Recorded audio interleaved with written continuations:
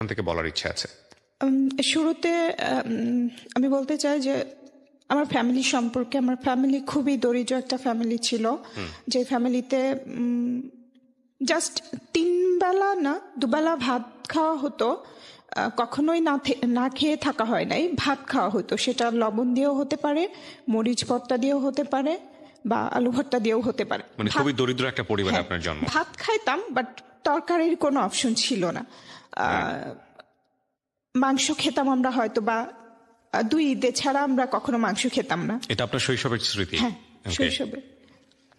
এবং আমাদের বাসায় জাস্ট আমাদের 2টো চৌকি ছিল আর একটা টেবিল ছিল, কোনো চেয়ার ছিল না, কোনো তোষক ছিল না, বেডশিট ছিল না, জাস্ট রান্না করার জন্য কয়েকটা হাঁড়ি পাতিল ছিল। এবং আমাদের কোনো বাড়িঘর ছিল না, আমরা মানে মানুষের বাসায় ভাড়া হিসেবে থাকতাম। আমরা 4 ভাই বোন ছিলাম। আমরা 2 বোন যখন থাকি তখনকার সময়টা আমাদের খুবই ভালো কেটেছে, যখন আমরা 2 বোন থাকি। মানে আপনি সবার বড়? হ্যাঁ, আমি সবার বড়, এবং আমার 2 বছর 2.5 বছরের মতো ছোট আমার ইমিডিয়েট বোন। তো আমার ওই বোন হবার 5 বছর পর আমার 3 নাম্বার বোনটা হয়, এবং তখন আমার বয়স প্রায় 7 বছরের মতো। আমার বোনের সাথে আমার ডিফারেন্স 7 বছরের, 3 নাম্বার বোনের সাথে। তো সে হবার আগে পর্যন্ত আমাদের লাইফটা, যেহেতু আমরা ছোট ছিলাম, আমাদের লাইফটা খুবই ভালো ছিল। মানে খাবারের কষ্টটাও বুঝতাম না, এতটা ভালো ছিল যে আমরা বুঝতামই না, জাস্ট ভাত খাচ্ছি, এটাই আমাদের জন্য অনেক কিছু, এরকম ছিল। এবং আমি ছিলাম খুবই শান্তশিষ্ট, মানে খুবই শান্তশিষ্ট, আসলে বলার বাহিরে, যে 10টা কথা বললে হয়তো বা একটা কথারও উত্তর দিত না, এরকম ছিলাম আমি। ঠিক আমার উল্টা ছিল আমার বোন। তো দেখা যায় যখন থেকে আমি যখন স্কুলে ভর্তি হই, এটা হবে 5-6 বছর বয়সে, তার আগে মুহূর্ত আমি দেখেছি যে আমার বাবা মার কিছু চলাফেরা, যখন থেকে আমার বুদ্ধি হয়েছে তখন থেকে আমি নোটিস করেছি যে আমার মা ছিল একটু অন্যরকম। অভাব বা কোনো কিছু তাকে স্পর্শ করতো না, সে তার মতো করে ভালো থাকার চেষ্টা করত। যেমন তার পোশাক আশাক, উনি যেই বাসায় তরকারি থাকে না, সেই বাসার মা বা যে কর্ত্রী, সে হচ্ছে স্লিভলেস ব্লাউজ পরতেন, হাত ভরা চুড়ি পরতেন, টিপ পরতেন, এভাবে চলেছেন উনি। তো এগুলো আমার ভালো লাগতো না, কেন জানি ভালো লাগতো না, জানি না, কিন্তু আমার ভালো লাগতো না। আমি বুঝতাম না এটার মানে খারাপ বা এটা অনেকের চোখে বাজে লাগে, এগুলো আমি কিছুই বুঝতাম না। জাস্ট আমি এতটুকু বুঝতাম যে আমার ভালো লাগতো না। এবং আমার বাবা মার সাথে, বাবা মার ভেতরে মিল ছিল না কোনো দিক দিয়েই, তাদের ইচ্ছা অনিচ্ছা কোনো কিছুতেই মিল ছিল না। আমার বাবা যেরকম, তার উল্টো আমার মা। বাট একটা পর্যায়ে গিয়ে যখন আমার 6 বছর বয়স, আমাকে স্কুলে ভর্তি করাইছে মাত্র, তারপরে একটা ঘটনা, আমার মা বিভিন্ন সময় বিভিন্ন লোকদের সাথে সম্পর্ক করে। সম্পর্ক বলতে আমি বুঝাইছি যে পাতানো সম্পর্ক, যেটাকে বলে অনেকে, যে বাবা ভাই, এই ধরনের সম্পর্ক। তো এরকম সম্পর্ক করতে থাকে। একদিন আমাদের বাসায় তার ভাই বলে একজনকে আনেন, ওনাকে আমরা মামা বলেই ডাকি। তখন জাস্ট আমি একটু বুঝি। তো আমার মা আমাকে ওনার কোলে বসায় দেয়, ওই মামার কোলে, যেটা আমার এমনিতে খুবই শান্ত ছিলাম, আমার কোনো লোকজন ভালো লাগতো না, কোনো কিছুই আমার ভালো লাগতো না, জাস্ট আমি আমার মতো থাকতে পছন্দ করতাম। এবং তখন থেকেই আমার পড়াশোনার প্রতি একটা ইয়ে ছিল, আমার পড়তে ভালো লাগতো। যেহেতু মানে আমাদের বাসায় টিভি ছিল না, ফ্যান ছিল না, ফ্রিজ ছিল না, কিচ্ছু ছিল না, এবং আমি বাইরের বাচ্চাদের সাথে খেলতামও না। আমার বিনোদন বলতে ছিল বইয়ের পাতা, বইয়ের ভিতরে যে লেখা পড়তাম, ছবি দেখতাম, এগুলোই আমার সারাদিনের বিনোদন, আমার আর কিছুই ভালো লাগতো না। তো আমার মা ওই মামার কাছে আমাকে বসায়। আমার মা দেখছিল যে ওই মামাটা আমার স্পর্শ করছিল, এবং যেটা আমার খুবই বাজে লাগছিল এবং খুবই খারাপ লাগছিল, ভয়ও পাচ্ছিলাম। এবং আমার মনে আছে আমার চোখ দিয়ে পানিও বের হচ্ছিল, বাট আমি আমার মাকে বলতে পারছি না। এবং আমি যখন একটু জোরাজোরি করছিলাম, আমার মা আমাকে ধমক দিয়ে আবার ওনার কাছেই বসায় দিচ্ছিল। এটাই আমার লাইফের ফার্স্ট একটা অভিজ্ঞতা ছিল। আমি অত বেশি না বুঝলেও এতটুকু বুঝতাম। কোন ক্লাসে পড়েন আপনি তখন? তখন আমি মাত্র ভর্তি হয়েছি। মানে Class আপনার মা 1 চাচ্ছিল আপনি এই ধরনের অ্যাবিউজ হন, বা দেখেও না দেখার ভান করছিল? হ্যাঁ, দেখে না দেখার ভান হোয়াট করছিল। ইন্টারেস্ট, কি ধরনের ইন্টারেস্ট কি থাকতে পারে? আপনি তো এখন ম্যাচিউর। তখন আমি যেটা বুঝতে পেরেছি, সে যাকে ভাই বলছে, সে হ্যাপি থাকলে হয়তো বা সে আমার মাও কোনোভাবে হ্যাপি হবে। ইন হোয়াট সেন্স, হাউ, কিভাবে সম্ভব? লজিকটা থাকতে হবে তো। হয়তোবা চাচ্ছিল যে উনি আমার মাকে কিছু টাকা পয়সা দিবে, বা একটা ভালো শাড়ি কিনে দিবে, বা একটা গহনা কিনে দিবে, এতটা এরকম নিডি? কিছু। এত এইভাবে হয়? এরকমই মানে চাওয়া পাওয়া অনেক বেশি ছিল না যে লক্ষ লক্ষ টাকা হবে, বাড়ি হবে, গাড়ি হবে, এরকম না। জাস্ট এই চাওয়া পাওয়াগুলো ছিল। আর আমার মার একটা নেশা ছিল, উনি হলে গিয়ে সিনেমা দেখা অনেক পছন্দ করতো। তা আমার বাবা যে চাল কিনে রাখতো সারা মাসের, উনি চালটা আগেই কিনে রাখতো, কারণ টাকা শেষ হয়ে গেলে চাল কিনতে পারবে না। তরকারি চিন্তা করতো না, জাস্ট ভাতের ব্যবস্থাটা করে রাখ। এবং আমি দেখেছি আমার মাকে, ওই চাল আমার মা বিক্রি করে দিত, 2 কেজি 1 কেজি এভাবে বিক্রি করে দিয়ে সেই টাকা দিয়ে আমার মা গিয়ে সিনেমা দেখতো।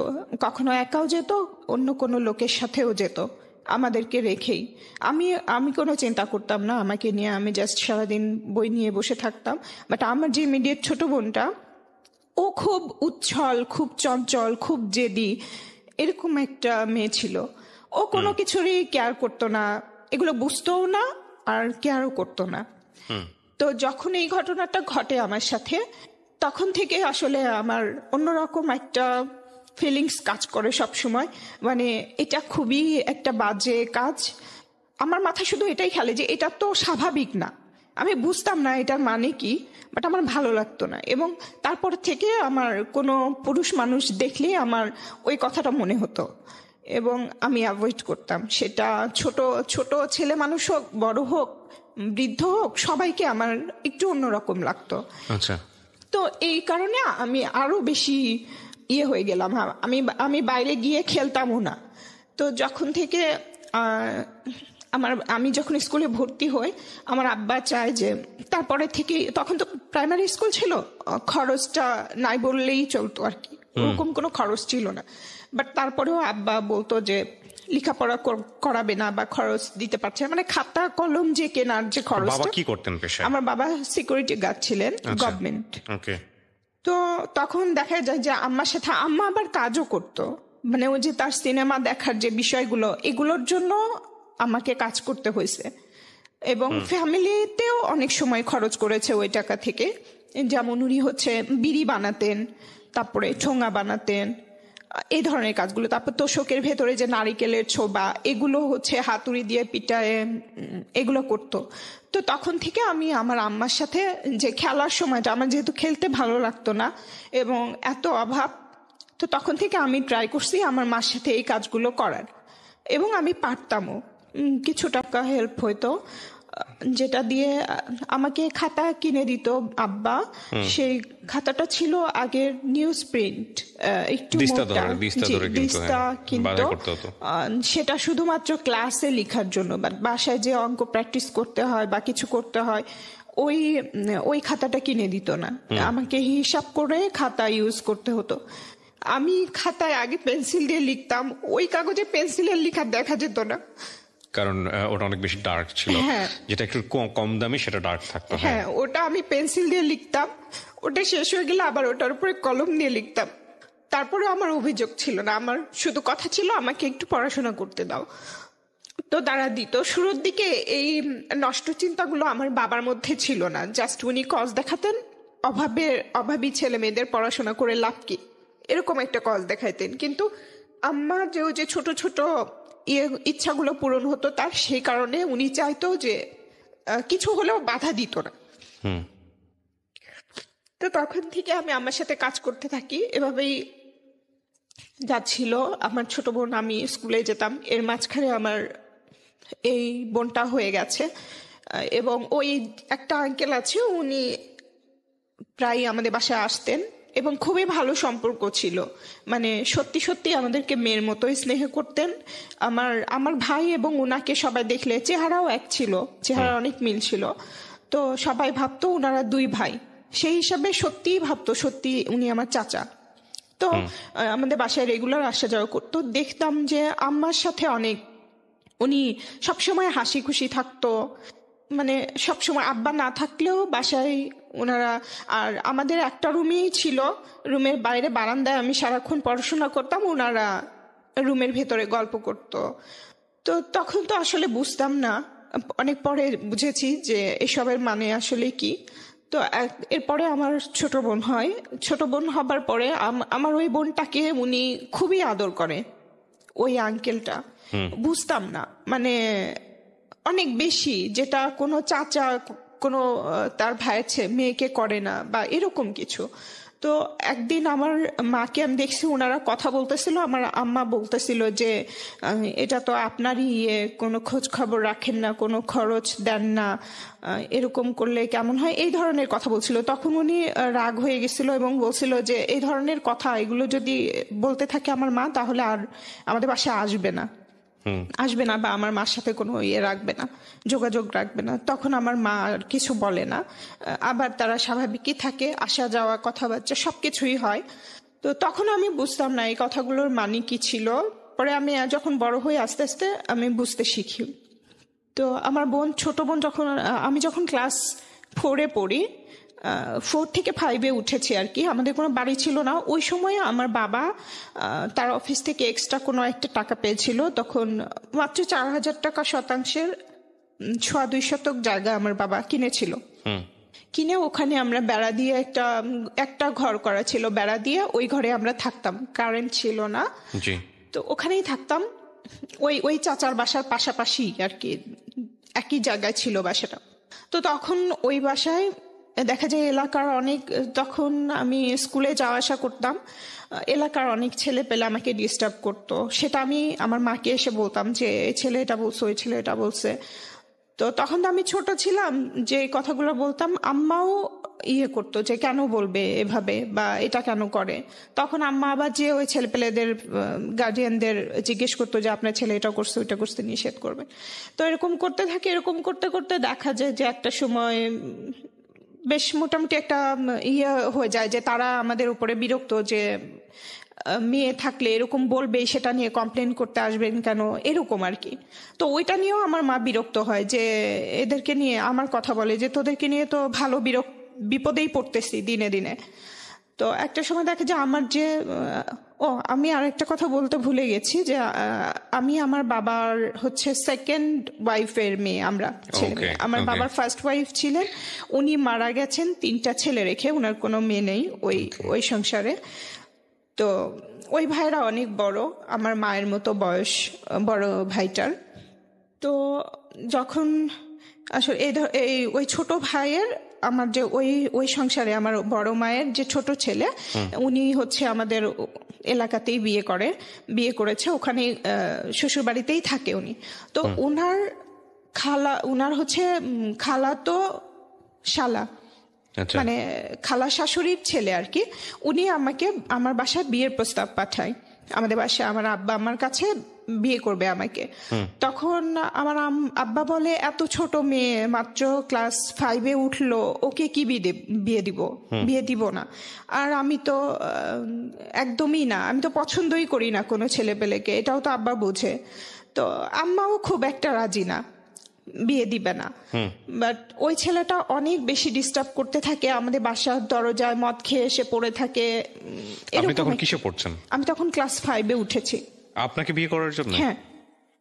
প্রিয় শ্রোতা, আমরা এই জায়গাটায় ছোট্ট একটা বিরতি নেব এবং বিরতির পর আবারও ফিরে আসবো জীবন গল্পে। যাওয়ার আগে আপনাদেরকে বলতে চাই, ঢাকা এফএম এর নতুন আরো একটি ইউটিউব চ্যানেল, যেখানে আপনারা জীবন গল্প এবং সিক্রেটস অনুষ্ঠানের ভিডিওগুলো দেখতে পারবেন। আমাদের এই চ্যানেলটি আপনারা সাবস্ক্রাইব করুন। আমাদের চ্যানেলটির ঠিকানা হচ্ছে www.youtube.com/ilovedhakafm, ILOVE love DHAKAFM। চ্যানেলটিতে গিয়ে আপনারা সাবস্ক্রাইব করুন। আমার এই অনুষ্ঠানগুলোতে যদি আপনি অংশগ্রহণ করতে চান, আমাদেরকে ফোন করবেন। আমাদের ফোন নাম্বারটি হচ্ছে 09611904904।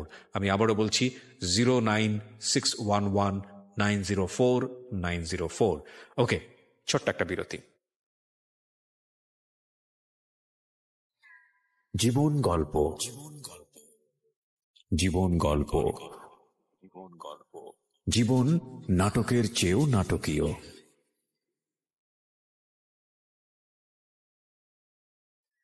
জীবন গল্প। Welcome back once again. প্রিয় শ্রোতা, আপনারা শুনছেন জীবন গল্প। আমি আরজি কিবরিয়া আপনার সঙ্গে রয়েছি। আমার এই অনুষ্ঠানগুলোতে যদি আপনি অংশগ্রহণ করতে চান, আমাদেরকে ফোন করবেন। আমাদের ফোন নাম্বারটি হচ্ছে 09611904904। আমি আবারও বলছি 09611904904। আপনার কোনো ভাই ছিল না? না, আমার কোনো ভাই ছিল না। যে আমার যে বড় মার যে 3 ভাই ছিল, সেই 2 ভাই থাকতো তাদের গ্রামে, মানে বাগেরহাট, খুলনা বাগেরহাটে। আর একটা ভাই আমরা যেখানে থাকি ওখানেই বিয়ে করেছিল। বাট ওই 3 ভাইয়ের সাথে আমার বাবার সম্পর্ক ভালো না, যে কারণে আমাদেরকে মানে ওভাবে কখনোই টেক কেয়ার করেনি বড় ভাইয়ের মতো করে। বরঞ্চ অনেক সময় অনেক ধরনের ক্ষতি করার চেষ্টা করেছে বা অনেক অপমান অপদস্থ করেছে আমার বাবাকে, আমার মাকে। ওকে, যাই হোক, তারপর তো এটা যখন রাজি হয় না, ওই ছেলেটা এরকম করতে থাকে। একটা পর্যায়ে গিয়ে মা, এলাকাতেও একটু কথাবার্তা হয় যে বিয়ে দিয়ে দিলেই হয়, সংসার চালাইতে পারে না, ছেলে মেয়ে মানুষ করতে পারে না, তাহলে বিয়ে দিলে হয়, এরকম বলা বলি করতে থাকে। তো আব্বা আম্মা খুব বিরক্ত হয় এবং তখনই আব্বা আম্মার মাথায় ওইটা ঢুকে যায় যে আমাকে বিয়ে দিতে হবে। বিয়ে দিলে মানে তারা মুক্তি, আমাদেরকে যে আমাদের পিছনে যে খরচ এটাও হবে না, আর সব রকম ইয়ে থেকে হবে। কিন্তু বিয়েটা কাদেরকে দিবে, মানে যেসব এরকম অফার পেলে দিবে। তখনও পর্যন্ত আমাকে বিয়ের জন্য জোরাজোরি করে নাই। যখন আমি ক্লাস 5-এ পড়ি, ওই পড়া অবস্থাতে আমার বাবার বড় ভাইয়ের ছেলে, উনি হচ্ছে নিউ মার্কেটে বিজনেস আছে ওনার, রেস্টুরেন্ট বিজনেস। তো উনি আমাদের বাসায় যায়। এর মধ্যে বলে থাকি যে আমাদের কোনো আত্মীয় স্বজনদের সাথে আমাদের কোনো যোগাযোগ ছিল না। দাদা বাড়ির আত্মীয় স্বজনের সাথেও না, নানা বাড়ির আত্মীয় স্বজনের সাথেও ওভাবে ছিল না। নানা বাড়ির সাথে একটু ছিল, যেমন আমার একটাই মামা, নানার সাথে আমার আম্মার সম্পর্ক ভালো ছিল না, যে কারণে আমার নানা কখনোই আমাদের খোঁজ নেয় নাই। আমরা ছোটবেলায় দেখেছি কিনা ওইটাও মনে নাই। কিন্তু ওই মামা যখন আসতো, আমার মা খুবই বিরক্ত হতো, আমাদেরকে বলতো, আমাদের কিন্তু কিছুই ছিল না, তারপরেও দেখা গেছে হাঁড়ি পাতিল এইখানে চিপায় লুকায় রাখতো, কোনো কাপড় চোপড় থাকলে সেটা লুকায় রাখতো। আর আমাদেরকে বলতো যে আসতেছে শুধু খাওয়ার জন্য আর নেবার জন্য, মানে এরকম একটা ধারণা। তার বাবা বাড়ি সম্পর্কে আমাদেরকে এরকম একটা ধারণা দিত যে তারা তো কোনো কাজে আসবেই না, বরঞ্চ উল্টা আরো নিতে আসতেছে, এরকম একটা ভাব করতো। তো ওনারাও আসতো না, আমরাও খুব একটা যেতাম না, অনেকদিন পর পরে যেতাম। এই নানি বাড়িতেই একটু বেড়াতে যেতাম, হয়তো 1-1.5 বছর পর বা 2 বছর পর 2-3 দিনের জন্য এরকম করে যেতাম। বাট দাদা বাড়ির কাউকেই আমরা দেখিনি, শুধু গল্প শুনেছি আব্বার কাছে। আমরা 2 বোন যখন ছোট, যখন আমার ওই বোনটা আমি যখন হাঁটতে পারি, ওরকম একটা সময় আমাদেরকে নিয়ে গিয়েছিল। এরপরে আর কখনো আমরা কোনো চাচা চাচি, ফুপু, দাদা দাদি কাউকেই দেখিনি এখন পর্যন্ত। না, এখন পর্যন্ত বলতে আমার বাবা মারা যাবার পরে দেখেছি কয়েকজনকে। তো কেউ আসতো না, জাস্ট ওই 3টা ভাই আসতো, হুটহাট করে একসময় চলে আসতো, তারপরে আমার আব্বার সাথে ঝগড়াঝাটি মারামারি করে চলে যেত। তাদের একটা অভিযোগ ছিল, আমাদেরকে মানুষ করো নাই, লেখাপড়া শিখাও নাই, চাকরি দাও নাই, এটা করো না, এটা করো না, এই ধরনের অভিযোগ। এবং বাসায় যা থাকতো, যে কটা জিনিস থাকতো, একটা কাঁথা আছে, কাঁথাটাও নিয়ে চলে যেত, একটা পাতিল আছে ওইটা নিয়েও চলে যেত, এরকম করতো। আর ওগুলা করতে গেলে যখনই আব্বা আম্মা বাধা দিত, তখনই মারামারি হতো। জাস্ট আমরা 2 বোন দরজায় চিপায় দাঁড়া দেখতাম যে এরকম বাবা ছেলে বা আমার মা এরকম ঝগড়াঝাটি মারামারি হচ্ছে। মানে চরম অসুস্থ পরিবেশ বলতে যেটা বোঝায়, অসুস্থ পরিবেশ। তো ওই ভাইটা হঠাৎ করে কেন জানি উনি বগুড়া, মানে আমাদের হোম ডিস্ট্রিক্টে যায় আর কি। ওনার বাবাও এই অফিসেই চাকরি করতেন, আমার বাবা যে অফিসে করেন ওই অফিসেই চাকরি করতেন। উনি মারা গেছেন, উনি আগে ওখানেই ছিলেন, মারা যাবার পরে ওই ফার্স্ট মনে হয় উনি গিয়েছিলেন। তখন আমি ক্লাস 5-এ পড়ি এবং আমাকে দেখার পরে আমাদের ওই অভাব অনটন যখন আব্বা বলতে থাকে এরকম লেখাপড়া করতে চায়, অনেক ভালো স্টুডেন্ট, অনেক ভালো রেজাল্ট করে। এর মধ্যে আমি যখন ক্লাস 4-এ উঠি, 1 থেকে 4-এ, তখন আমার রোল হয় 1, যেটা সবাই আমাকে অনেক উৎসাহ দিচ্ছিল, অনেক প্রশংসা করছিল, আদর করছিল। অতটা না বুঝলেও এটা বুঝতাম যে আমি ভালো একটা কিছু করেছি, এই জন্য আমাকে, মানে ওটা আমার জন্য ইন্সপায়ার হয়েছিল। আমার লেখাপড়ার প্রতি তখন আরো আগ্রহ বেড়ে যায়। তো আব্বা এরকম বলতে থাকে যে ও তো অনেক ভালো স্টুডেন্ট, লেখাপড়ার খরচ দিতে পারি না এসে। তখন আমার ওই চাচা বলে, তাহলে আমি আপনাকে, এর মধ্যে আবার আমাদের ওই বাড়িটা বিক্রিও করে দেওয়া হয়। আব্বা অনেক টাকা লোন করে ফেলে। আমার আব্বা খুবই বেহিসাবে একজন লোক। উনি মনে হয় তখন বেতন পেতেন হয়তো বা 1500 বা 1200 এরকম, বাট খরচ করে ফেলতো 3000 3500 টাকার মতো, শুধুমাত্র তার চা আর সিগারেট। এবং উনি একা চা খেতেন না, একা সিগারেট খেতেন না, 3-4 জন মিলে বসতেন, সেটার উনি বলতেন যে লিখে রাখো। এভাবে বাকি জমা হয়ে যেত। ওইটা জমতে জমতে একসময় 10,000 20,000 এরকম টাকা হয়ে যেত। তো ওই টাকাগুলো আব্বার তো কোনো এক্সট্রা ইনকাম ছিল না, দিতে পারতো না। তখন দেখা যায় যে যেই অ্যামাউন্ট বেশি যার, সে হয়তো আব্বার কাছে আসতো যে ঠিক আছে আপনার মেয়েকে বিয়ে, আমার ছেলে বা আমার ভাই মানে বিয়ের প্রস্তাব নিয়ে আসতো, বিয়ে দিলে এই টাকাগুলো শোধ করে দিবে। তখন আব্বার ভিতরে একটা কাজ করতে থাকে এবং আম্মার ভেতরে পুরাপুরি একটা লোভ কাজ করতে থাকে। তো আমার চাচাতো ভাই যিনি ছিলেন, উনি আব্বাকে অফার দেয় যে আপনার বাড়িটা তো ছিল জাস্ট 1 বছরের মতো ছিল বাড়িটা, এরপরে বিক্রি করে দেওয়া হয়। তো বলছে যে আপনাকে একটা বাড়ি করে দিব আর কিছু টাকা দিব, আমার কথা বলে যে ওর সাথে আমি ওকে বিয়ে করতে চাই, এটা বলছে। এটা বলার পরে আব্বা আমাকে অনেক প্রেশার ক্রিয়েট, প্রথমে বুঝায়, যখন আমি বুঝি না তখন আমাকে প্রেশার ক্রিয়েট করে, এবং আম্মা তো পুরাপুরি মেন্টালি টর্চার করতে থাকে। তখন আমার বৃত্তি পরীক্ষা ছিল, মানে বৃত্তি পরীক্ষা আমার দেওয়ার ইচ্ছা ছিল। স্কুল থেকে সবাই চায় যে আমি পরীক্ষাটা দিই, বাট বৃত্তি আমাকে তো টিউশনিও করানোর মতো ছিল না, আব্বার প্রাইভেট টিচার ছিল না। আমরা বাসায় সারা দিন রাত পড়ে যতটুকু করার ততটুকু রেজাল্ট করতাম। তো একটা যে বৃত্তির একটা বই ছিল মোটা, সব সাবজেক্ট মিলায়ে, ওই বইটা কিনতে তখন বেশ ভালো টাকায় লাগতো, মনে হয় 100-150-200 এরকম টাকা লাগতো। তো ওই বইটা আব্বা আমাকে কিনে দিতে পারে নাই এবং আব্বা বলছে যে পরীক্ষা দিতে হবে না। তো তারপরে আমি ওই বইটা কেনার অভাবে আমি আসলে আর পরীক্ষা দিতে পারি নাই, এবং পরীক্ষার একটা মনে হয় খরচও ছিল, ওটা আব্বা দিতে পারে নাই। তারপরে ওই স্কুল চেয়েছিল কনসিডার করতে, কিন্তু পরে আর আসলে পরীক্ষাটা দেওয়া হয় নাই। তো তখন আমি ভাবি যে আমাকে কিছু করতে হবে, কিন্তু কি করব সেটা বুঝতেছিলাম না। আমি কিন্তু আম্মার সাথে সব কাজই করেছি, যেমন আমাদের ওদিকে ব্যাটারি ভাঙা বলতো, ব্যাটারি ভেঙে ভেতর থেকে একটা পার্টস আলাদা করা, এটার জন্য কিছু টাকা দিত, ওইটা আমি করতাম। তারপর ঠোঙা বানাতাম, এইসব করতাম আমি। আপনি আরো ওই পরে লেভেল থেকে আজকের এই যে জায়গাটায় বসে আছেন, দ্যাট ইজ কোয়াইট, মানে আমার জন্য খুব অবাক হচ্ছে আমি। মানে আপনি পড়াশোনা কমপ্লিট করেছেন কতদূর পর্যন্ত? আমি যখন অ্যাডমিশন টেস্ট দিতে আসি ঢাকায়, ওটা আসার পেছনেও একটা কারণ ছিল, ইচ্ছাটা আগে ছিল এবং আমি অনেকটা বাধ্য হয়েও এসেছি। তো অ্যাডমিশন টেস্ট যখন দিয়েছিলাম ঢাকা ইউনিভার্সিটি এবং জাহাঙ্গীরনগরে, রাজশাহীতে যাবার আমার কোনো অপশন ছিল না। তো আমার ঢাকা ইউনিভার্সিটিতে হয় নাই, জাহাঙ্গীরনগরে আমি চান্স পেয়েছিলাম। পড়াশোনা করা কমপ্লিট কতদূর পর্যন্ত আপনার? এখন আমার মাস্টার্স কমপ্লিট। আপনি এই জায়গা থেকে মাস্টার্স কমপ্লিট করেছেন? এটা কি সব নিজের অর্থায়নে নাকি? আচ্ছা, এবং তারপরে কি হয়েছে? হ্যাঁ, ব্যাটারির কথা বলছিলেন। হ্যাঁ, তারপর এইসব কাজ করতাম ওখান থেকে। যে কোন ক্লাসের ঘটনা? এটা আমি ক্লাস 5 এর কথা বলছি। আমি কাজ করি আরো ছোট থেকে। তো চিন্তা করলাম আমাকে কিছু করতে হবে। তখন ওই সময়টাতে আমার মামা আসে গ্রাম থেকে, তা আমি মামার সাথে নানি বাড়িতে বেড়াইতে যেতে চাই। তখন আমার ক্লাস 5 এর পরীক্ষা হয়ে গেছে। তো আমার ভালো লাগছিল না কোনো কিছু। মামা বলছে আমার সাথে যাবি? তো আমি বলছি হ্যাঁ যাব। তো আমি বেড়াইতে গেছি, শুধু আমি একা গেছি, আমার ছোট বোনটা রয়ে গেছে। তখন আমার ছোট ভাইটার বয়স মাত্র হয়তো বা 1 মাস 1.5 মাস এরকম হবে, মানে আতুর ঘর যেটা বলে ওখানেই আছে আমার ভাই মা। তো আমি আমার মামার সাথে চলে যাই আমার নানি বাড়িতে বেড়াইতে কয়েকদিনের জন্য। এর মধ্যে আমার যে ছোট ভাইয়ের কথা বলেছিলাম, তার শালার জন্য আমার বিয়ের প্রস্তাব আসে।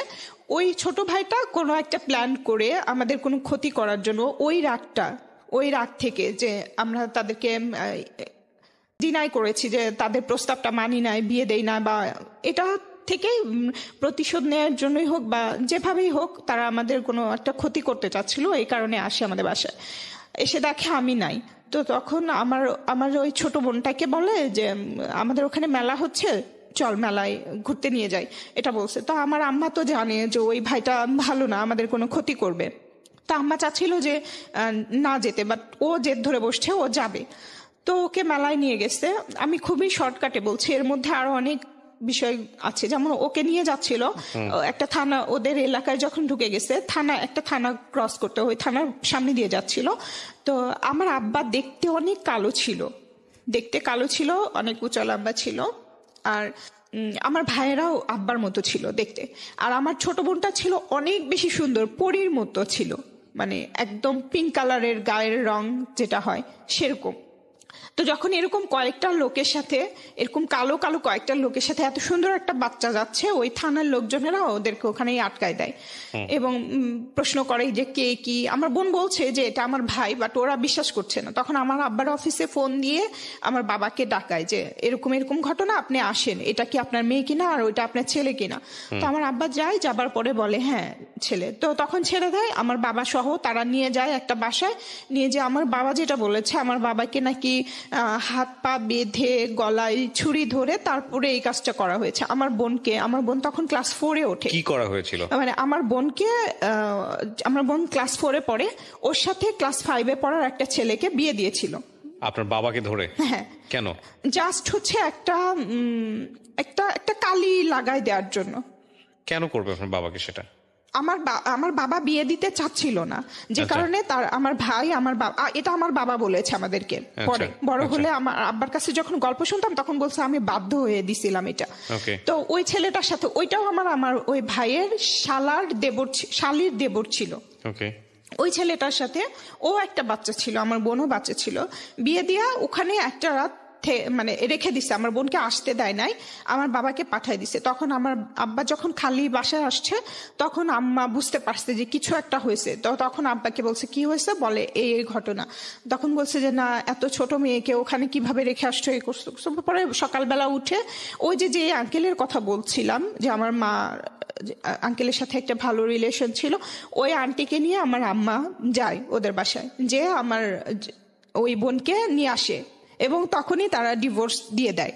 জাস্ট ওটা কেন করছিল জানি না, তখন বুঝি নাই। এখন মনে হয় যে জাস্ট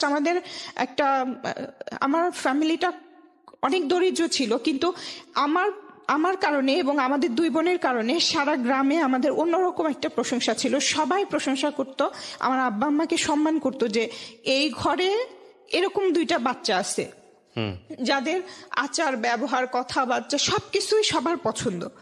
তো হয়তো বা এইসব কারণেও হতে পারে যে জেলাস থেকে বা যে কোনো কারণেই হতে পারে এই কাজটা করছিল তারা, এবং তখনই ডিভোর্স হয়ে যায়। তো আমার বন্ধু তখন কিছু বুঝতো না, বিয়ে কি ডিভোর্স কি এসব কিছুই বুঝতো না।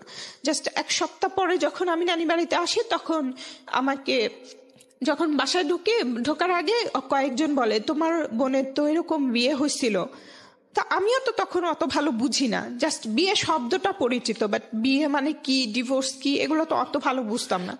তা আমি আম্মাকে এসে বলি যে কি হয়েছে, বলে কি এরকম এরকম ঘটনা। তো যাই হোক, তখন পরে আমরা যখন স্কুলে যাইতাম ওকে সবাই বিভিন্নভাবে খ্যাপাইতো যে তোর তো বিয়ে হয়েছিল এটা ওটা। ওর আবার এটা খুব রাগ ছিল, জেদি ছিল, ভালো লাগতো না। তো তখন থেকে ওর স্কুলের প্রতি একটা অনীহা চলে আসে, মানে ও স্কুলে যাবে না, এসব কথা তার ভালো লাগে না। তো এরকম করতে থাকে, বাট আমি তো ছাড়বো না। তো স্কুলে যাইতে থাকলাম আমি, সবকিছু এভাবে চলতেছিল। যাই হোক, স্কুলে গেলাম, একটা সময় দেখা গেছে আমার জন্য আরো হেল্প হলো। আমরা যখন আব্বা নেক্সট একটা পাকা ঘর ভাড়া নিল, মানে যেটার মেঝে পাকা, তো তখন আমার জন্য আরো সুবিধা হলো। আব্বা আমাকে চক কিনে দিত, আমি পাকার মধ্যে অঙ্ক করতাম, মানে অঙ্কটা বিশেষ করে কাপড় দিয়ে মুছে আবার করতাম। এটা আমার জন্য অনেক বড় একটা সুযোগ ছিল ওই পাকা বাসাটা ভাড়া নেবার কারণে। এভাবেই পড়াশোনা হচ্ছিল, রেজাল্টও খুব ভালো হচ্ছিল। যখন আমি এর মধ্যে ওই আমার চাচাতো ভাইয়ের ওইটার জন্য আমাকে সবসময় প্রেশার ক্রিয়েট করা হচ্ছে। তো যাই হোক, আমি তখন পরিচিত একটা মামা ছিল, ওই মামারাও চাইতো যে আমাকে ভালো একটা কোনো জায়গায় বিয়ে দিবে, যেটার বিনিময়ে তারা সবাই বেনিফিটেড হবে। মানে দেখা গেছে বড় একটা টাকা দিবে, সেখান থেকে ওই মামা, মানে ওই যে পাতানো মামা, এটা হচ্ছে আর একটা পাতানো মামা, ওনারা বিহারি ছিল। আমার আব্বাও পছন্দ করতো ওনাকে, আম্মাও পছন্দ করতো। উনি একটা মেজরের সাথে সম্পর্ক নিয়ে আসছিল যে এই মেজরটা একটা বউ আছে, বাট এখানে একটা বিয়ে করবে, বিনিময়ে আপনাদেরকে অনেক কিছু দিবে। হ্যাঁ, এটা বলে। তখন আব্বা আম্মা রাজি হয়ে যায়। তো আমাকে বলতে থাকে যে এরকম একটা লোক। আমি বলছি মেজর হোক বা যেই হোক, আমি বিয়ে করব না, যেই হোক না কেন বিয়ে করব না, সেটা যেই হোক। তো তখন ওনারা আমাকে একটা সেলাই মেশিন কিনে দেয় ওই মামা। তখন আমি সেলাই মেশিনটা নেই, মানে বিয়ের জন্য না, বলছে ঠিক আছে। ওনারা আমাকে আস্তে আস্তে কনভিন্স করতে চাচ্ছিল, মানে লোভ দেখায় হোক বা যে কারণে হোক। তো ওনার মামা আমাকে বলে যে একটা সেলাই, এটা আমি পরে বুঝতে পেরেছি যে এগুলো একটা ইয়ে ছিল। তো উনি আমাকে একটা সেলাই মেশিন কিনে দিচ্ছে। আমি তখন ক্লাস 8-এ পড়ি, না 7-এ পড়ি। তখন আমাকে সেলাই মেশিন দিয়েছে এবং আমি একটা আপুর কাছ থেকে কাজও শিখি, সেলাইয়ের কাজ। তারপর থেকে আমি সেলাই কাজ করতে থাকি। আর আসলে যেমন অর্ডারে যে মশারি, এইসব নেট ব্যাগ, এগুলো সেলাই করতে থাকি। তারপরে আশেপাশের মহিলাদের ব্লাউজ, পেটিকোট, এইসব। ওকে প্রিয় শ্রোতা, ছোট্ট একটা বিরতি নেবার আগে আপনাদের সবার জন্য বলছি, ঢাকা এফএম এর আরো একটি ইউটিউব চ্যানেল যেখানে আপনারা আমাদের এই অনুষ্ঠানগুলোর ভিডিও কন্টেন্ট দেখতে পাবেন। আপনারা সবাই চ্যানেলটি সাবস্ক্রাইব করুন। আমাদের চ্যানেলটির ঠিকানা হচ্ছে www.youtube.com/iloveDhakaFM। আমার এই অনুষ্ঠানগুলোতে যদি আপনি অংশগ্রহণ করতে চান, আমাদেরকে ফোন করবেন। আমাদের ফোন নাম্বারটি হচ্ছে 09611904904। আমি আবারও বলছি 09611904904। ওকে, ছোট্ট একটা বিরতি। জীবন গল্প, জীবন গল্প, জীবন নাটকের চেয়েও নাটকীয়।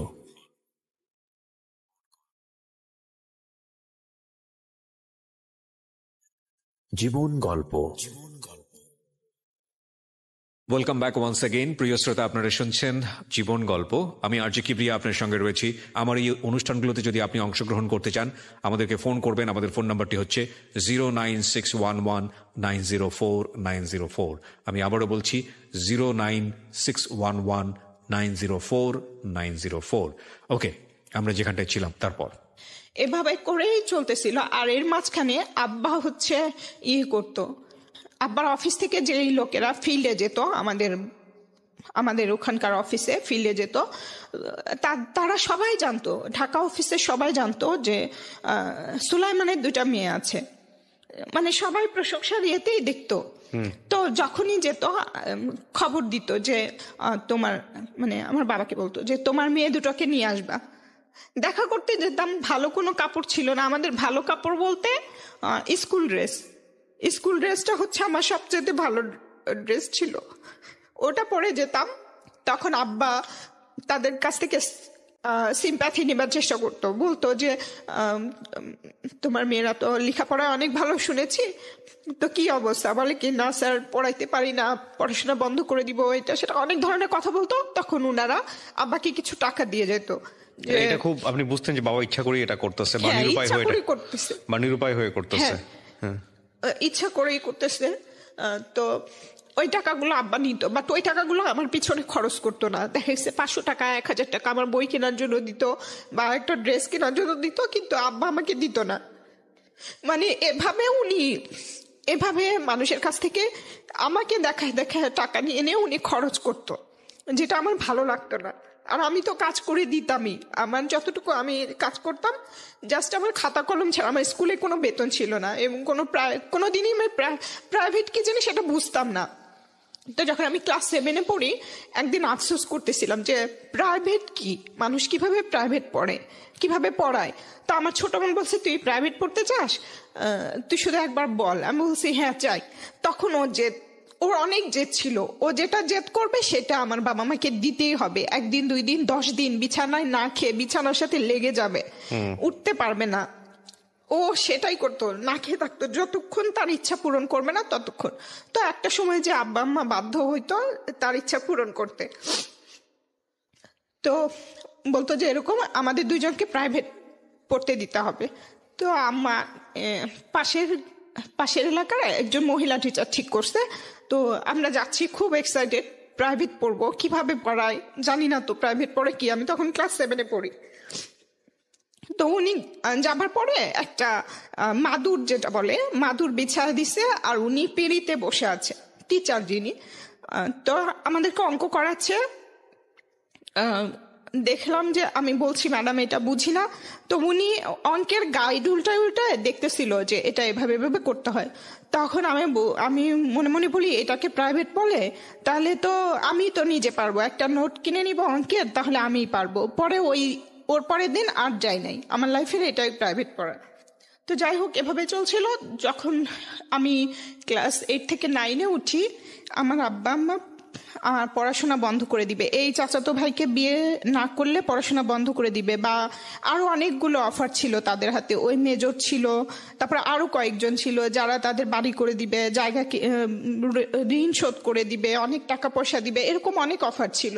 যেটার কারণে আমার আব্বা আমাকে প্রেশার দিতে থাকে যে তুই যদি পড়াশোনা বন্ধ না করিস বা বিয়ে না করিস তাহলে করব, তোকে বাসা থেকে বের করে দিব, এরকম বলে। তো আমি তখন পৃথিবীর কিছুই বুঝি না, আমি জাস্ট ঘরের ভেতরের জানা দেখা আর ক্লাসের ভিতরে দেখা, আর যাবার পথে যে কোন ক্লাসে পড়তেন আপনি ওই সময়? তখন আমি ক্লাস 7 থেকে 8-এ উঠবো।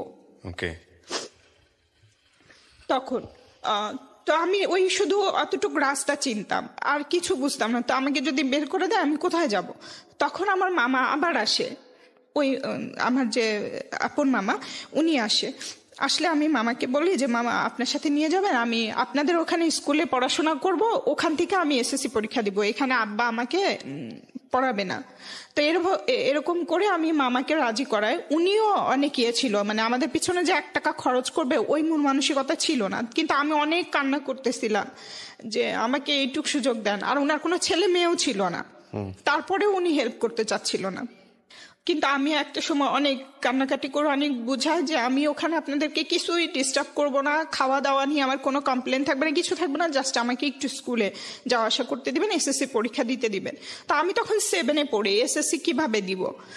তখন আমি চিন্তা করলাম যে আমাকে কিছু করতে হবে, মানে ড্রপ করতে হবে, আমার স্কিপ করতে হবে, আমার ক্লাস 8-এ পড়া যাবে না, আমাকে তখনই 9-এ পড়তে হবে, তাহলে আমি 1 বছর আগায় যাব।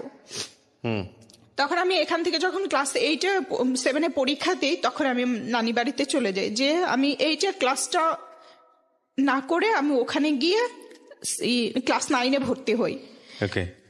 তো মাঝখানে আমি আবার এখানেও এসে থাকি 3-4 মাস করে, আবার ওখানে যাই। এখানে যখন আসি আমি ক্লাস 8-এর ক্লাস করি, যে স্কুলে পড়তাম 7 থেকে 8-এর ক্লাস করতাম, আর নানি বাড়িতে গিয়ে 9-এর ক্লাস করতাম, একসাথে 8-9 এভাবে করে। তারপরে যখন আমি এখানে 9-এ উঠে যাই, তখন তো ওখানে 10-এ উঠে যাই, তখন আমি ওখান থেকে পরীক্ষা দিই। এবং আমার সাবজেক্ট ছিল সায়েন্স থেকে আমি পরীক্ষা দিই। আমার একটা খালাতো ভাই ছিল, উনি আমাকে হেল্প করেছে আমার ফিজিক্স, কেমিস্ট্রি, ম্যাথে, উনি আমাকে দেখাই দিতেন। আর এর মধ্যে আমি মামার বাড়িতে আর থাকতেও পারি নাই, মামা যে আমাকে হেল্প করতে চাচ্ছিল না, আমি তো একরকম জোর করেই গেছি। কিছুদিন পরে আমাকে ওখানে আর তারা রাখে নাই, তখন আমার মার দুঃসম্পর্কের মানে চাচাতো বোন আর কি, পাশের এলাকা, ওনার ওখানে আমাকে পাঠায় যে কোনো ভাবে। যেহেতু আমি এখানে আসতে চাচ্ছিলাম না, আমি আম্মাকে কনভিন্স করছি যে তুমি শুধু আমাকে পরীক্ষা দিতে দাও, তোমার সব ইচ্ছা আমি পূরণ করব, শাড়ি, চুড়ি, গহনা যা আছে সবকিছু। এবং আমার মা দেখছি যে কোনো একটা মহিলাকে যদি কেউ সালাম দিত, মুরব্বী মহিলা বা ভদ্র মহিলাকে যদি কেউ সালাম দিত, এটা নিয়ে আমার মার খুব কমপ্লেন ছিল। ওই মহিলাকে সালাম দেয়, উনি কষ্টও পেত যে আমাদেরকে তো কেউ সালাম দেয় না। তখনই আমি মনে মনে ডিসিশন নিয়েছিলাম, একটা সময় তোমাকে সবাই সালাম দিবে, তোমাকে এমন একটা জায়গায় নিয়ে যাব। তো আমার মাকে এগুলো লোভ দেখায় যে তুমি জাস্ট আমাকে এসএসসিটা দিতে দাও। তা আমার কোন রকমে রাজি হয়, রাজি হবার পর তার ওই বোনের বাসায় রাখে, ওখানেই থাকি। ওখান থেকে আমি পরীক্ষা দিই, খুবই ভালো রেজাল্ট হয়। তখন আমি তো 1 বছর আগে পরীক্ষা দিলাম, 2001-এর পরীক্ষা 2000-এ দিয়ে দিলাম। তখন আমার ফার্স্ট ডিভিশন, দুটোতে লেটার ছিল। তো এখন তো আর ওখানে থাকতে পারবো না। তারপরে আবার চলে আসি, রেজাল্টের পরে আমাদের বাড়িতে চলে আসি। আসার পরে সবাই আব্বাকে অনেক বাহবা দিচ্ছিল, অনেক প্রশংসা করছিল, তোমার মেয়েকে ডাক্তার বানাও, এটা বানাও, ওটা বানাও, অনেকে বলতেছিল। আমারও ইচ্ছা ছিল, বাট সামর্থ্য তো আমাদের ছিল না। তা আমার ইচ্ছা ছিল কোনো রকমে জাস্ট পড়াশোনাটা কন্টিনিউ করা। তো আমি আর্টসে ভর্তি হতে চাচ্ছিলাম, তখন আব্বা আমাকে ভর্তি করাইতে নিয়ে গেছে। যে স্কুলে আমি পড়তাম ওই স্কুলেই কলেজ আছে, স্কুল অ্যান্ড কলেজ। তো স্যারেরা বলে যে না, ও এত ভালো স্টুডেন্ট, ওকে কেন আর্টসে ভর্তি করাবেন, সায়েন্সে ভর্তি করেন, ওর কোনো বেতন লাগবে না, কিছু লাগবে না, আমরা সব দিক দিয়ে সবভাবে হেল্প করবো। আমি আব্বাকে নিষেধ করতেছিলাম, কিন্তু আব্বা ওই মুহূর্তে স্বপ্ন দেখতেছিল যে তার মেয়ে ডাক্তার হবে, তার অনেক টাকা হবে, এরকম কিছু। তো আমাকে সায়েন্সে ভর্তি করায়। তো প্রাইভেট ছাড়া তো আমি সায়েন্সে ভালো করতে পারবো না, তারপরে বাসায় এত মেন্টাল টর্চার। তো যাই হোক, কোনো রকমে এভাবে পড়াশোনা করতেছিলাম, সারা দিন রাত পড়তাম, বুঝে হোক না বুঝে হোক পড়তে থাকতাম। আর আমার পড়া দেখে আম্মা বিরক্ত হয়ে যেত। দেখা গেছে আমি পড়তেছি, পিছন থেকে এসে চুলের মুঠি ধরে ইয়ে করতো যে এখনো পড়িস, এত পড়িস, বিরক্ত হয়ে যাচ্ছি, এরকম করতো। মানে উনি বিরক্ত হতো, আমি বিরক্ত হতাম না। আর আমি রাত জাগতে পারতাম না ছোটবেলা থেকেই। আমার বোন বসে বসে পাহারা দিত যে যত যাই হোক তোকে পড়াশোনা করতে হবে, তোর ইচ্ছা তোর পূরণ করা লাগবে। মানে সবকিছু থেকেও আমাকে প্রোটেক্ট করতো, আব্বা আম্মার সবকিছু থেকে, বাইরের সবকিছু থেকে। এবং ও রাত জেগে বসে থাকতো, আমি পড়তাম যেন আমি ঘুমাই না, যে ও রাত জেগে বসে থাকতো। তো যাই হোক, এভাবেই চলছিল। ইন্টার যখন ফার্স্ট ইয়ারে পড়ি, যখন আমি এসএসসি রেজাল্ট হয়, তখন আমার আব্বার কলিগের ভাইয়ের ছেলের সাথে একটা প্রস্তাব আসে বিয়ের। তো আমি রাজি না। আম্মাকে আবার ওই লোভ দেখাতে থাকি যে আমাকে শুধু সুযোগ দাও, আমি ইন্টার পাস করলে তোমাকে এটা ওটা করে দিব, সব করে দিব। আর আব্বা আম্মা বলতো কি, ওইটা তাদের ঋণ শোধ করা। বলে কি, জন্ম দিছি আমরা যেভাবে বলবো সেভাবে কাজ করবি, তাহলে আমাদের জন্মের ঋণ শোধ হবে। যাকে বলবো তাকে বিয়ে করবি, তাহলে জন্মের ঋণ শোধ হবে। আমি বলছি যে হ্যাঁ করব, কিন্তু আমাকে ইন্টার পাসটা করতে দাও। তো এরকম করতে থাকে, আম্মাকে বলি, মানে সময় নেই। তারপরে আমার ওই সময়টাতে ওই বলে যে জাস্ট দেখতে আসবে, বিয়ে দিব না। তো আসে, দেখতে আসলে দেখি যে আমাকে কোনোভাবে রাজি করায় দেখানোর জন্য। ওইটা আমার লাইফের ফার্স্ট, মানে ফর্মালি কোনো একটা ছেলে দেখতে আসে। তো দেখতে গেলে দেখি যে আমাকে বিয়ে দিয়ে দিচ্ছে। মানে এটা বুঝি যে ওখানে সিগনেচার করতে বলতেছে, তার মানে বিয়ে হয়ে যাচ্ছে। আমার আগে আমার ছোট বোন বুঝে গেছে, বলে কে ছেলে দেখতে এত কালো, তুই এত সুন্দর, ওই ছেলের সাথে বিয়ে দিব না। তখন ও তো চিৎকার চেঁচামেচি শুরু করে যে আমার বোনকে বিয়ে দিব না, বিয়ে দিব না। এরকম করতে করতে দেখা যায় যে ওই গার্ডিয়ানদের মধ্যে কোনো একটা বিষয় নিয়ে ঝামেলা হয়ে যায়। জানি না কি বিষয়, মেবি এটা কাবিনের টাকা নাকি দেনমোহরের টাকা, এইটা নিয়ে একটা ঝামেলা তৈরি হয়। তখন হয়ে যাবার পরে তারাই বলে যে হ্যাঁ বিয়ে দিব না। আমার আব্বা বলে, আমার আব্বার পক্ষ থেকে আরো কিছু কলিগরা, কাকারা যারা আছে, ওনারা বলে। তো বিয়েটা ভেঙে যায়। ভেঙে যাওয়ার পরে ওই ছেলে ঠিক 1 বছর পরে, আমি যখন কলেজে পড়ি, তখন আবার আসা শুরু করে। মানে আমি স্কুলে যাচ্ছি, স্কুলের রাস্তার মাঝখানে দৌড় দিয়ে এসে আমার পা ধরে বসে থাকে। মানে আমাকে বিয়ে না করা পর্যন্ত সে পা ছাড়বে না, রাজি না হওয়া পর্যন্ত। তখন আমি তো অনেক ভয় পেয়ে যাই, প্লাস কান্নাকাটি। ওখানে কি করব, রাস্তার ভিতরে মানুষজন হা করে তাকায় থেকে দেখে, এরকম একটা অবস্থা। তো এরকম রেগুলার করতে থাকে। ওইটা আমি আম্মাকে বলে দিই যে এরকম করে। তখন আম্মা আমাকে আবার টর্চার শুরু করে যে তোর হচ্ছে, আমার আম্মা সবসময় আমাকে অভিশাপ দিত। যখনই বিয়ের প্রস্তাব করতাম, একসেপ্ট করতাম না, তখনই বলতো যে তোর দেখিস তোর 7টা বিয়ে হবে।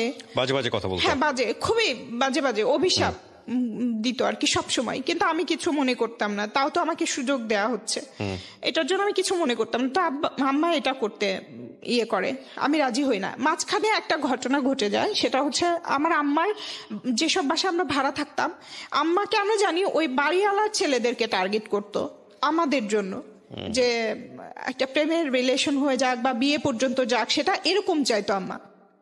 হয়তো ওনার ধারণা ছিল বাড়িওয়ালার ছেলে হলে ওনাকে সারা জীবন ওনাদের বাসায় থাকতে দিবে, এরকম একটা কিছু, জানি না, অযৌক্তিক এবং অবাস্তব কিছু আশা করতো আর কি। তো মাঝখানে আমরা যে বাসায় ভাড়া থাকতাম, ওইটার বাথরুম টয়লেটটা ছিল অনেক দূরে, বাসার বাহিরে। তো আমি কখনোই রাতে, আমার যত কষ্টই হোক, আমি রাতে বাথরুমে যেতাম না, কারণ আমার আম্মাকে ডাকলে উনি আমাদের সাথে যাইতো না। মানে উনি তার ঘুম নষ্ট করে আমাদের সাথে যেতে পারবে না ওখানে। তো অত দূরে তো একা একটা মেয়ের পক্ষে যাওয়া সম্ভব না। তো আমি যেতাম না বাথরুমে। কিন্তু আমার ওই বোন তো কাউকে ভয়ও করতো না, কিচ্ছু কেয়ারও করতো না, কিচ্ছু করতো না, ওর যা ইচ্ছা হতো তাই করতো। তো তখন ওই বিয়েতে আব্বা আমাকে অনেক প্রেশার করে যে বিয়ে দেওয়ার জন্য। একটা সময় দেখা যায় আবার সে আগের মতো করে বাসা থেকে বের করে দিবে। তো তখন আমি কোথায় যাব? আমি তো কাউকে চিনি না, কোনো আত্মীয় স্বজন নাই, ফোন ছিল না যে মামা যখন আসবে তখন তার সাথে যোগাযোগ হবে, তাছাড়া তো যোগাযোগের কোনো বই ছিল না। তাহলে আমি কি করব? তো তখন আমি বাধ্য হই বিয়ে করতে, যে ঠিক আছে আমি বিয়ে করব। তখন আমি ফার্স্ট ইয়ারে পড়ি, আমাকে 1 বছর সুযোগ দিবে, আমি এখানে থেকে আমার ইন্টার পরীক্ষা শেষ করে তারপরে আমি ওই ছেলের সাথে যাব বা সংসার করব, এরকম একটা শর্ত ছিল। আব্বা আম্মাকে বলি যে এটা যদি হয় তাহলে আমি বিয়ে করব, তো বলে আচ্ছা ঠিক আছে, এবং বিয়ে দেওয়া হয়। বিয়ে দেবার পরে ওই ছেলে একটা ছেলে ছিল এবং আম্মাকে কিছু লোভ দেখাইছিল মেবি, পরে যেটা জানতে পারি যে ওই ছেলের অনেক সম্পদ, সে একাই, একটা শুধু বোন আছে, সবকিছু তার হবে, সেখান থেকে আমাদেরকে অনেক কিছু দিবে, এরকম কিছু আর কি। তো বিয়ে হয়, বিয়ের পরে যেদিন বিয়ে হয় সেদিনই আমাকে ওখানে পাঠানোর জন্য জোর করা হয়। ওই ছেলেও নিয়ে যাবে, আমার আম্মাও পাঠায় দিবে। তখন আমি বললাম যে এরকম তো কথা ছিল না। যাই হোক গেলাম, যাবার পরে 1 সপ্তাহ থেকে এলাম, এরপরে আবার 2বার গেছি, 1 সপ্তাহ থাকছি, এবং এই যে 2-3 বার যাওয়া হলো, এর মাঝখানে আমি ওই ছেলেটার অনেক কিছু দেখেছি। ওখান থেকে আমি পালায় চলে আসি, এবং আমি চেষ্টা করেছিলাম যে আমি পরীক্ষাটা এখানে থেকে দিব, দেন তারপরে আবার তার সাথে সংসার করব, এরকম একটা প্ল্যান ছিল। বাট আমার মা সেটা হতে দিবে না, বলছে যেহেতু তাদের প্ল্যান সাকসেস হয় না তাই আমাকে ওখান থেকে ডিভোর্স দিয়ে দিবে। কিন্তু এইটা নিয়ে ওই ছেলেটা আমাকে ডিভোর্স দিবে না, আমার আব্বা আম্মা চায় ডিভোর্স। এটা নিয়ে অনেক ঝামেলা হচ্ছিল, অনেক বেশি ঝামেলা হচ্ছিল, এবং সবকিছুতে প্রোটেক্ট করতেছিল আমার বোন আমাকে। আমার পক্ষে শুধুমাত্র সেই ছিল, আর কেউ ছিল না। আপনার ছোট? জি, আমার ছোট বোন। তো আর আমার 3 নাম্বার ছোট বোন যেটা, সেটা পুরোই আমার বিপক্ষে ছিল, আমার মায়ের পক্ষে ছিল। তো সে আমাকে ঘরের ভেতরে বন্ধ করে রাখছে, একটা ঘরের ভিতরে, এমনকি আমাকে সারাদিন বন্ধ করে রাখছে, আমাকে বাথরুমেও যেতে দেয় না। যে আমি যদি ওই ছেলের সাথে চলে যাই বা অন্য কোথাও চলে যাই বা ওই ছেলের সাথে সংসার করি, এরকম কথা চিন্তা করে আমাকে বন্ধ করে রাখছে, আমি যেন কিছু করতে না পারি। আমাকে বাথরুমেও যেতে দেওয়া হচ্ছে না। ওকে প্রিয় শ্রোতা, ছোট্ট একটা বিরতি নেবার আগে আপনাদের সবার জন্য বলছি, ঢাকা এফএম এর আরো একটি ইউটিউব চ্যানেল যেখানে আপনারা আমাদের এই অনুষ্ঠানগুলোর ভিডিও কন্টেন্ট দেখতে পাবেন। আপনারা সবাই চ্যানেলটি সাবস্ক্রাইব করুন। আমাদের চ্যানেলটির ঠিকানা হচ্ছে www.youtube.com/iloveDhakaFM। আমার এই অনুষ্ঠানগুলোতে যদি আপনি অংশগ্রহণ করতে চান, আমাদেরকে ফোন করবেন। আমাদের ফোন নাম্বারটি হচ্ছে 09611904904। আমি আবারও বলছি 09611904904। ওকে, ছোট্ট একটা বিরতি। জীবন গল্প, জীবন গল্প, জীবন নাটকের চেয়েও নাটকীয়।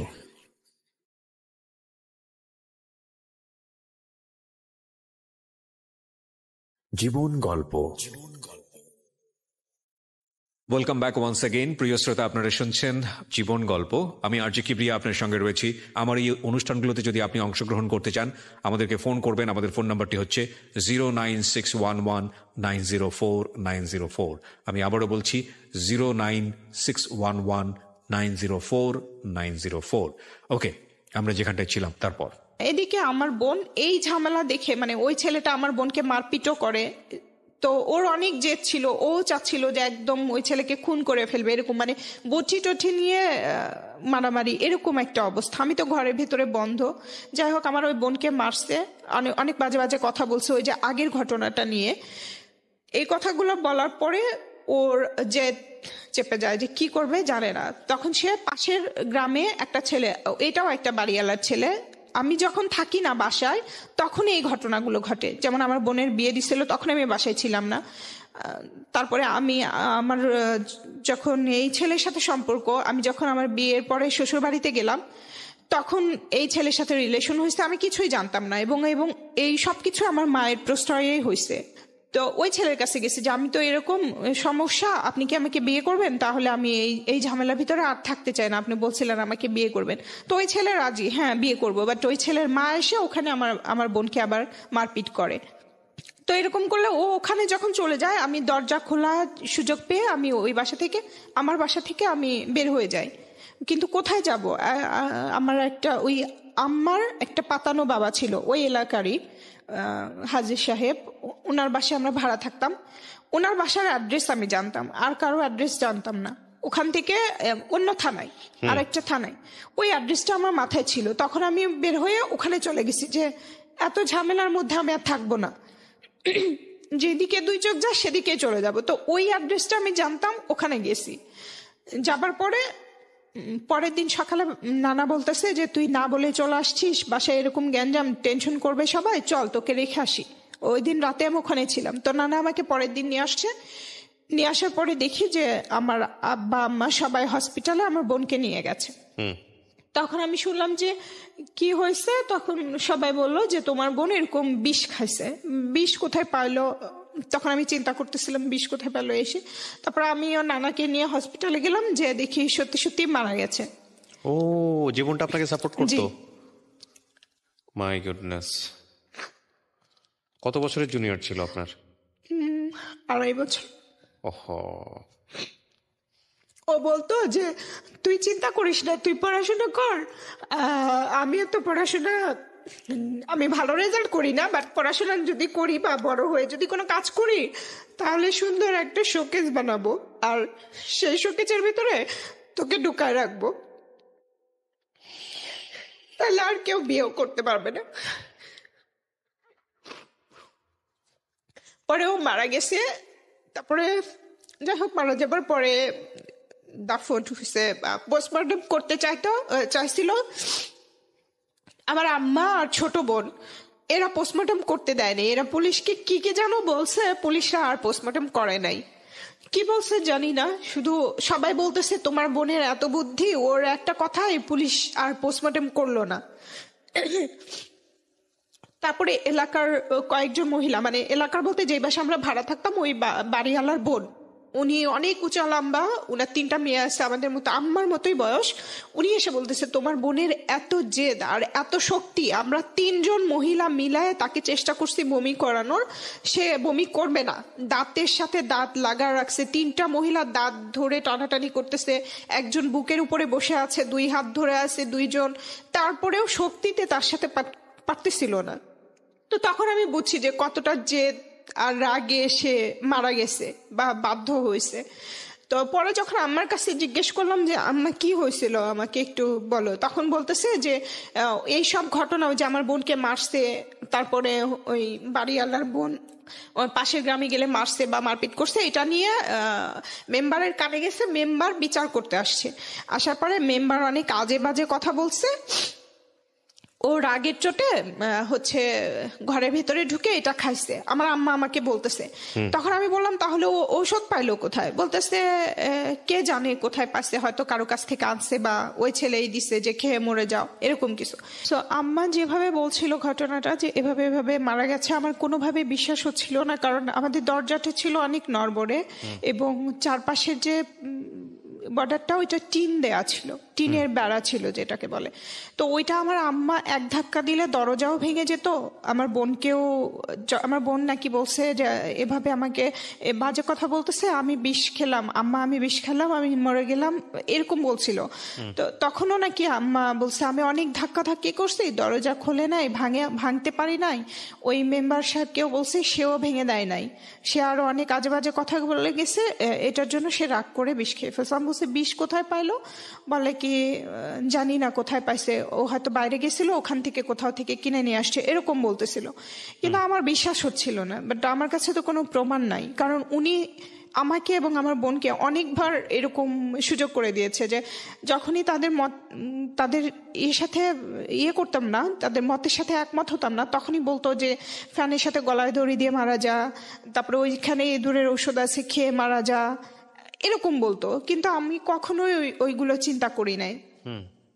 আমার ওই বোন অনেক জেদি ছিল, ঠিক আছে, বাট এরকম একটা কাজ করবে ওটা আমার বিশ্বাস হচ্ছিল না। তো যাই হোক, যেহেতু হয়ে গেছে, এখন তো কিছু করার নাই, আর আমার কথা বললেও তো কেউ তো বিশ্বাস করবে না।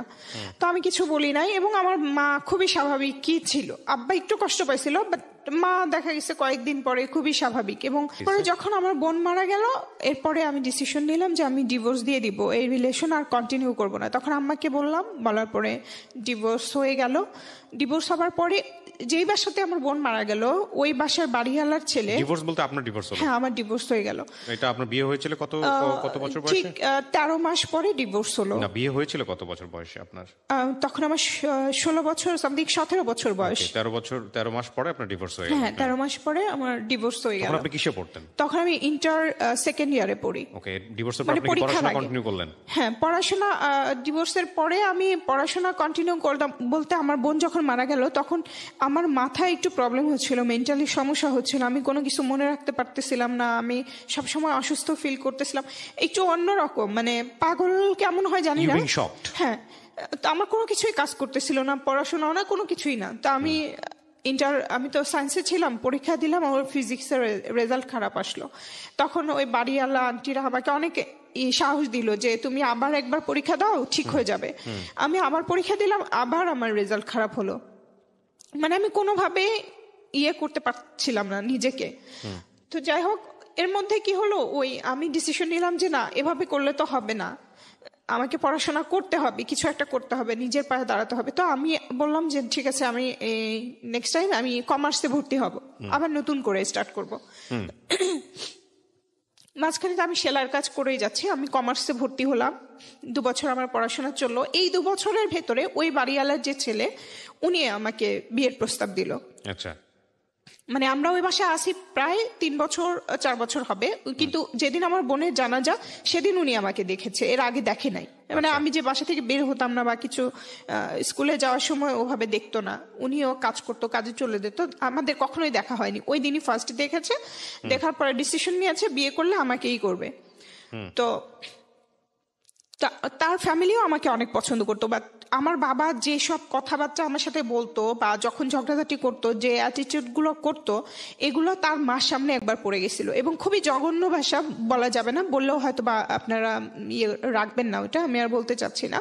এটা দেখার পরে ওই আন্টি আমার উপরে খুব মানে উনি খুব হয়ে যায় আর কি, যে মেয়েটা এত ভালো, আমার ছেলেও ভালো, আমার ছেলে পছন্দ করছে ঠিকই ছিল, কিন্তু যেই বাবা যেই মেয়ের সাথে এভাবে কথা বললো, ওই মেয়েকে আমার ছেলের বউ কিভাবে বানাবো, মানে উনি মেন্টালি আবার এটা নিয়ে টেনশন করতে লাগলো, প্লাস অসুস্থই হয়ে গেল। একদিন আমাকে ডেকে বললো যে মা, তোমাকে আমি অনেক পছন্দ করি, এরকম আমার ছেলে বলে দিচ্ছে তুমি ছাড়া কাউকেই বিয়ে করবে না, পৃথিবীর কাউকেই বিয়ে করবে না, তুমি হচ্ছে যেভাবে হোক এটা করবা না, এটা আমার রিকোয়েস্ট, মানে ওনার রিকোয়েস্ট। তো আমি তো চাই আমি কাউকে বিয়ে করব না, আগেও চাইনি, আর এই ডিভোর্সের পরে তো আরো ডিসিশন নিয়ে ফেলছে আমি কখনোই বিয়ে করব না।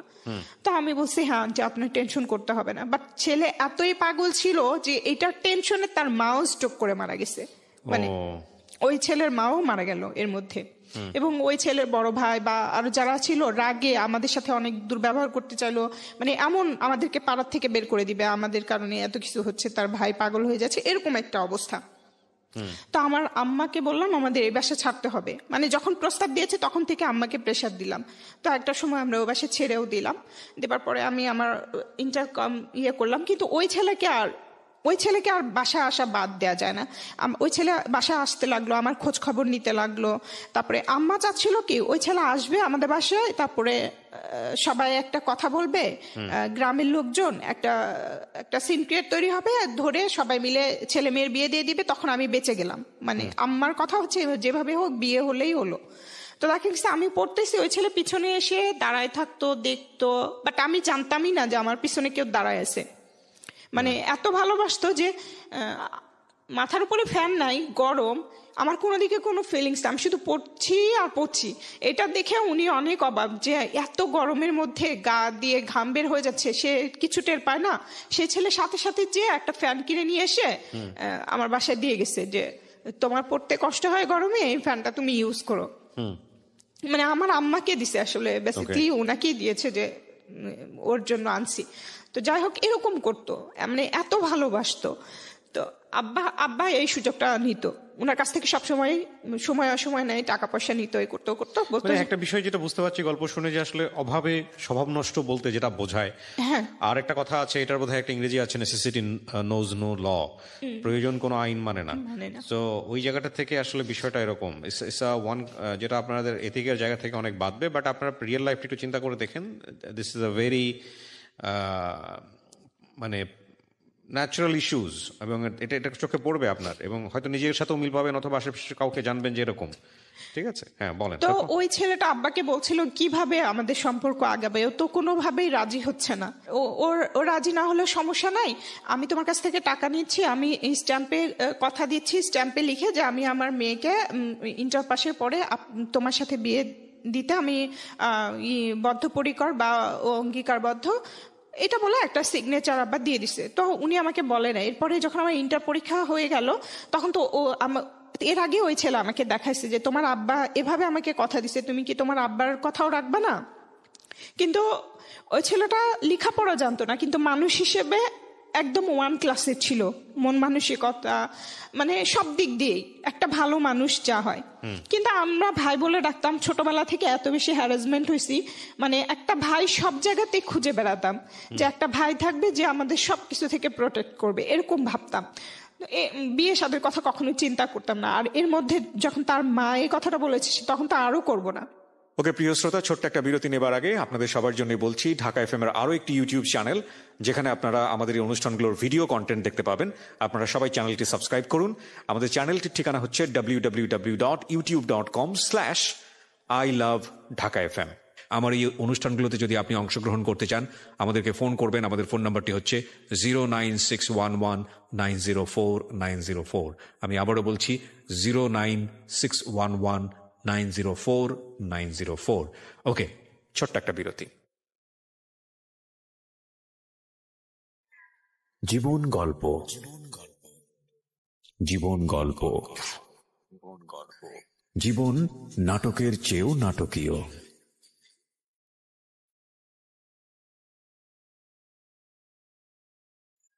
জীবন গল্প। Welcome back once again. প্রিয় শ্রোতা, আপনারা শুনছেন জীবন গল্প। আমি আরজে কিবরিয়া আপনার সঙ্গে রয়েছি। আমার এই অনুষ্ঠানগুলোতে যদি আপনি অংশগ্রহণ করতে চান, আমাদেরকে ফোন করবেন। আমাদের ফোন নাম্বারটি হচ্ছে 09611904904। আমি আবারও বলছি 09611904904। ওকে, আমরা যেখানটায় ছিলাম তারপর আমি বলছি যে না আমি রাজি না। তখন আমাকে ওটা দেখাইছে ওই স্ট্যাম্পটা। তখন আমি বলছি আপনার ইচ্ছা, আমি স্ট্যাম্পটা কিসের ছিল? স্ট্যাম্পটা ওই যে আমার আব্বা তার কাছে অঙ্গীকার করলো যে এইচএসসি পরীক্ষার পরে তার সাথে বিয়ে দেওয়া হবে। স্ট্যাম্প করার দরকারটা কি ছিল? মানে ওই ছেলেটা বিশ্বাস করতেছিল না। আচ্ছা, স্ট্যাম্পটা কিসের বিনিময়ে? কেন স্ট্যাম্পটা করলে কি লাভটা কি? ভাবছে যে ওইটা সবাইকে দেখালে, মানে আচ্ছা দেখালে হয়তো এক ধরনের ইমপ্যাক্ট তৈরি করা যাবে, আসলে কেউ যদি বিয়ে না করে বা কিছু চিন্তা করেছিল। তো তখন আমার মাথায় ঢুকলো যে ইন্টার পাস করার সাথে সাথে আমাকে এই বাসা ছাড়তে হবে, না হলে এই ছেলের সাথে তো আমাকে এটা যখন মুরব্বিদের দেখাবে তখন তো আমাকে প্রেশার ক্রিয়েট করবে বিয়ের জন্য। তো আমাকে যেতে হবে। কোথায় যাব? আমি তো কাউকে চিনি না, কোনো ফোন নাম্বার জানি না, কোথায় যাব? তখন আমি আব্বার কাছ থেকে আমার ওই চাচাতো ভাই, যেই ভাইয়ের কথা বললাম, ওই চাচাতো ভাইয়ের ফোন নাম্বার নিয়েছি। নিয়ে ফোন দিলাম যে ভাইয়া এরকম এরকম আমি অ্যাডমিশন টেস্ট দিতে ঢাকা আসতে চাই, আপনি কি আমাকে একটু হেল্প করতে পারবেন কিনা? তো তখন উনি এক বাক্যে রাজি হয়ে গেল যে হ্যাঁ ঠিক আছে, হেল্প করতে পারবো। পরে আসলাম, ঢাকায় আসলাম। বলছে যে তুমি শুধু ভাড়ার টাকাটা ম্যানেজ করে চলে আসো, এরপরে আমি দেখবো, এটা বলছে। তো আমি আসলাম ঢাকায়। আসার পরে উনি হচ্ছে ওনার ফ্রেন্ডের ফ্যামিলি যে বাসায় থাকে, মানে অ্যাকচুয়ালি ওই ফ্ল্যাটে 3টা ফ্যামিলি থাকে, তার ফ্রেন্ড, তার ভাই, বোন, ভাইয়ের ওয়াইফ, মানে অনেক লোকজন। ওখানে আমাকে রাখলো। ওদের বাসায় ফ্লোরিং করতাম। ওদের রুমের একটা ফ্যামিলি একটা রুমে ছিল, ওই ফ্যামিলির ভিতরে আমি আবার ফ্লোরিং করতাম। করে আমি ইউসিসিতে 2 মাসের মতো ক্লাস করলাম। তারপরে আমি অ্যাডমিশন টেস্ট দিলাম। এর মাঝখানে আব্বা আমাকে আমার অফিসে অ্যাপ্লিকেশন করাইছে, মানে চাকরির জন্য। তো আমি চাকরি করব না, আমি বলছি আমি এখন চাকরি করব না, হচ্ছে আমি পড়াশোনা শেষ করে তখন। এবার আবার বলতেছি যে আমি অনার্স কমপ্লিট করে তোমাদের সব ইচ্ছা পূরণ করবো। মানে এভাবে করে আমি এই পর্যন্ত আসতেছি। কিন্তু আব্বা রাজি না, যে একটা সরকারি চাকরি ছোট বড় যাই হোক যদি হয়ে যায় তাহলে আমার ফুল ফ্যামিলি বেঁচে যাবে আর কি, এরকম। তো আব্বা জোর করে একরকম আমাকে অ্যাপ্লিকেশনটা করালো।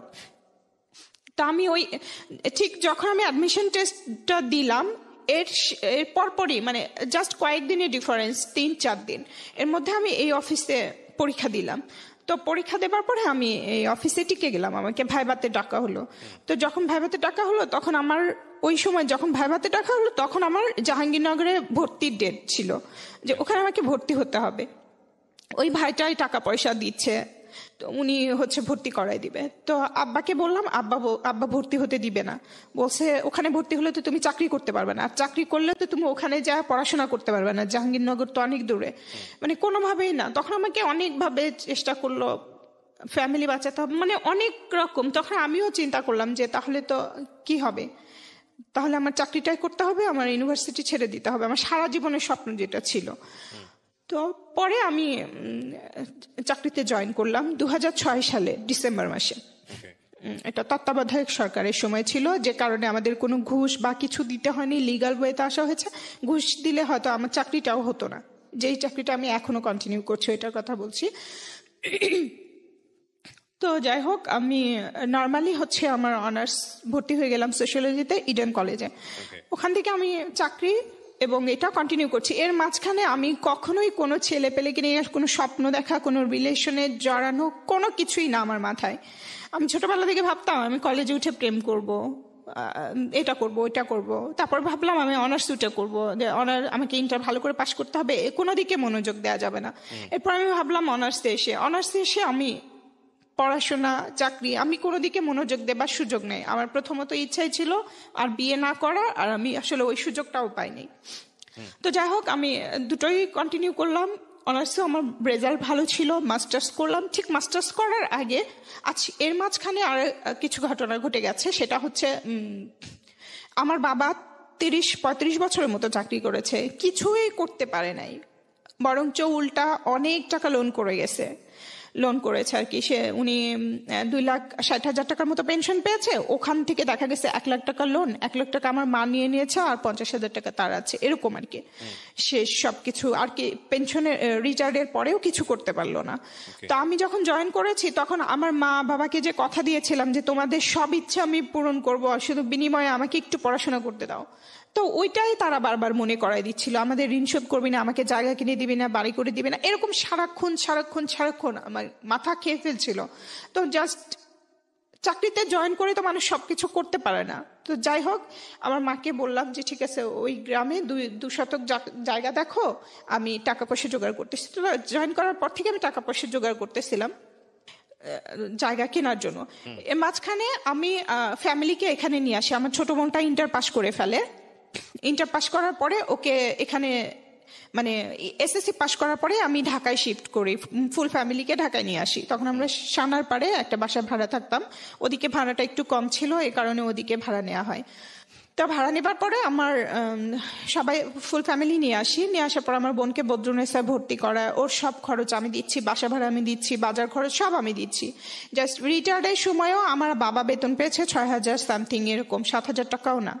তো সেই টাকা দিয়ে ঘর ভাড়াও দেওয়া যেত না, খাওয়াও যেত না। তার মানে সবকিছু ওই টাকা দিয়ে তার সিগারেট খেতেই চলে যায়। এবং আরেকটা কথা বলে রাখি, আমার বাবা এতই অসুস্থ, আমি জন্মের পরে আমার বাবার দাঁত দেখেছি একটা, মানে উনি তখনই এত বৃদ্ধ ছিল এবং শারীরিকভাবে অসুস্থ ছিল, তখন থেকে এই অবস্থা পর্যন্ত। এরপরে উনি সিগারেট খেতেন, চা খেতেন এরকম, এবং খুবই বেখেয়ালি ছিলেন, কেয়ারলেস ফ্যামিলির প্রতি। তো তখন আমাকেই সবকিছু চালাতে হচ্ছে। তখন কি আপনার মাস্টার্স কমপ্লিট হয়ে গেছে? না, তখন আমি অনার্স সেকেন্ড ইয়ারে পড়ি।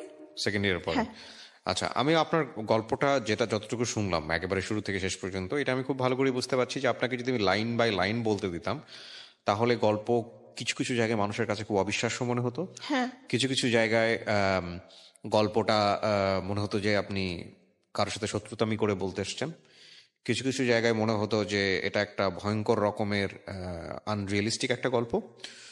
এবং সবকিছু যেভাবে প্রচার করা যায় সেই জায়গাটি থেকে আমরা কেটে ছেটে আজকে যে জায়গাটা এনেছি সেখানে যদি একটা মোটা দাগে একটা সমীকরণ দাঁড় করাই, তাহলে আমি গল্পটাকে বলতে পারি এটা একটা অতি দরিদ্র পরিবারে জন্ম হওয়া একটা শিশু বা একটা মেয়ের তার নিজের বেড়ে ওঠার মনস্তাত্ত্বিক, শারীরিক এবং সবকিছু মিলিয়ে পারিপার্শ্বিক, সামাজিক, পারিবারিক যুদ্ধ। ডেফিনেটলি আপনি ওইরকম একটা পরিবার থেকে এসে যদি আপনি ইডেন কলেজের মতো জায়গাতে সোশিওলজিতে মাস্টার্স আমি কমপ্লিট করে পরে থাকেন, ঢাকা ইউনিভার্সিটি থেকে মাস্টার্স করেছি। পরে আপনি যদি ঢাকা ইউনিভার্সিটি থেকে মাস্টার্স করে থাকেন, তাহলে আমি মনে করি যে আপনি হিমালয়ের চূড়ায় বেশ কয়েকবার উঠেছেন।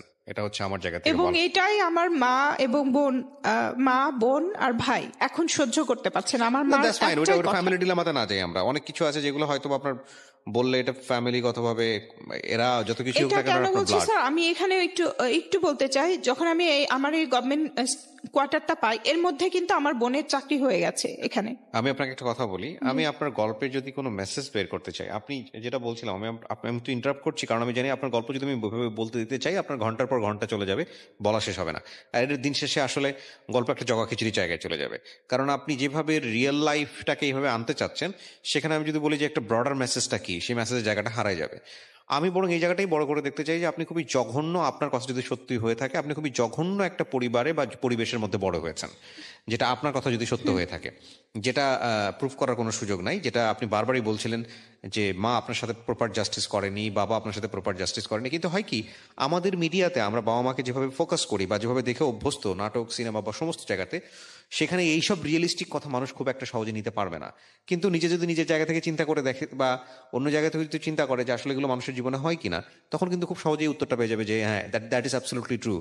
তো আমি সেই জায়গা থেকে একটু জিনিস বলতে চাই যে স্ক্যাটার্ডলি কোনো কিছু না করে, কারণ আমাদের প্রত্যেকটা গল্পের একটা মেসেজ থাকে, সেই মেসেজের জায়গা থেকে আমরা দুটো জায়গায় এসে ফিনিশিং লাইন টানতে চাই। একটা হচ্ছে আপনার গল্পের মধ্যে যত আপস অ্যান্ড ডাউন, যত কিছুই হয়েছে, যত অপ্রীতিকর ঘটনা ঘটেছে, শেষ পর্যন্ত আপনি আপনার গন্তব্য থেকে বিচ্যুত হননি। আপনি লেখাপড়া করেছেন, আপনি এখন সরকারি একটা জব করেন, আমি যদি ভুল না করে থাকি, রাইট? হ্যাঁ, এখন তারা চাচ্ছে যে তারা চাওয়ার যে ঘটনা আমি যেতেই চাই না। হ্যাঁ, তারা আপনার জীবনে কখনোই ভালো চায়নি, এটা আপনার কথা যদি হয়ে থাকে তাহলে এটাই সত্য। কিন্তু এটা কতটুকু সত্য কতটুকু মিথ্যা এটা আপনি ভালো জানেন। আমি ওই জায়গাটায় যেতেই চাচ্ছি না। আমি যেতে চাচ্ছি যে আপনার এই চাওয়া না চাওয়া এই রকম তিক্ত পরিবেশের মধ্যে আপনার কথা যদি সত্য হয়ে থাকে, আপনি মাস্টার্স পাস করেছেন ঢাকা ইউনিভার্সিটি থেকে, অনার্স করেছেন ইডেন থেকে, এবং শেষ পর্যন্ত আপনি একটা গভর্নমেন্ট জব করছেন, রাইট? তো আপনাকে মুখে বলতে হবে, আমার মাথায় ইশারা দেখে লোকজন বুঝতে পারবে না। করেছেন তো? হ্যাঁ, করেছে। এটা যদি করে থাকেন তাহলে definitely it's your achievement. We want to focus the achievement. আপনি যে ধরনের পরিবারের কথা বলছেন, সে ধরনের পরিবার একটা মেয়ে বড় হলে তাদের দ্বারা খুব বেশি দূর আগাতে পারে না। সুইসাইডের মতো ঘটনা ঘটে, যেটা আপনার বোনের ক্ষেত্রে ঘটেছে। তো আপনার বাবা বেঁচে নাই, এটাও আমি জানি। তো সবকিছু মিলিয়ে what ever the situation is that, আপনি কিছু না কিছু অ্যাচিভ করেছেন। আপনি আজকে এখানে এসে বলতে পারেন, অনেক মেয়ে সেটা বলতে পারে না, এবং আমরা চাইলেও সবকিছু পোর্ট্রে করতে পারি না, ডেফিনেটলি পারি না। তো আমি যদি আপনাকে জাস্ট একটা প্রশ্ন করেই গল্পটা শেষ করব, কারণ আমরা অনেক লম্বা সময় নিয়েছি। আপনি গল্পটা রেডিওতে কেন বললেন, জীবন গল্পে কেন বললেন, বলেন? যে বাবা মাকেও এতটা বিশ্বাস করা ঠিক না আমি যতটা করেছি, কারণ শেষ সময়ে এসে, এই শেষ সময়ে লাস্ট করোনার ভেতরে 2020 সালে তারা আমার সাথে যা করেছে, সেটা পৃথিবীর কোনো মা বাবাই করতে পারে না। এটা আপনি মনে করেন যে বাবা মাকে এতটা বিশ্বাস করা উচিত না? হ্যাঁ, এতটা বিশ্বাস করা উচিত না, এবং বাবা মাকেও এতটা বিশ্বাস করা উচিত না আমার মতে। এবং আপনার জায়গাটা ঠিক আছে, আপনি আপনার মতো করে বলেছেন, কিন্তু এটা হয়তো সিচুয়েশনাল কেস। সিচুয়েশনাল বলতে আমি যেটা বোঝাচ্ছি, প্রিয় দর্শক এবং শ্রোতা, উনি যেটা বলেছে সেটা ব্রডার মেসেজে নেওয়া সম্ভব নয়, তবে এটা সিচুয়েশনাল। সিচুয়েশনাল বলতে আমি যেটা বোঝাচ্ছি যে এটা কারো কারো জীবনে চরম সত্য, কারো কারো জীবনে এটা অবিশ্বাস্য। কিন্তু বাবা মায়ের যেই চরিত্রায়ন আমাদের সমাজে বা আমাদের ধর্মীয় জায়গাতে, সেখানে এটা কোনোভাবেই আমরা নিতে পারবো না যে বাবা মাকে আমরা বিশ্বাস করতে পারবো না, ডেফিনেটলি নট। এবং কারো কারোর জন্য শকিং হবে। তবে এটা ঠিক যে আমরা যদি, যেহেতু আপনার এই অনুষ্ঠানটা সব শ্রেণীর মানুষ শুনবে, সেজন্যই আমার ইন জেনারেল কথাটা বলা।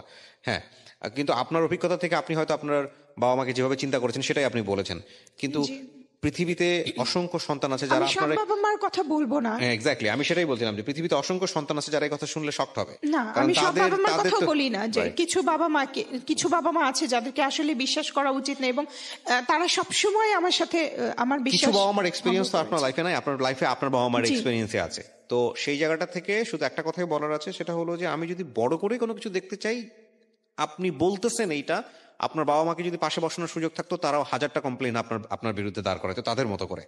তো আমরা ওই জাস্টিফিকেশনে যাব না, আমরা শুধু একটা জিনিসই বলতে চাই, আপনি যা অবস্থার মধ্যেই ছিলেন, মানসিকভাবে শারীরিকভাবে যে ধরনের টর্চার হয়েছেন, অনেক কিছু আমি আনতে পারিনি রেডিওতে, বাট আপনি অ্যাচিভ করেছেন। সেই অ্যাচিভের জায়গাটা আমি বড় করে দেখতে চাই।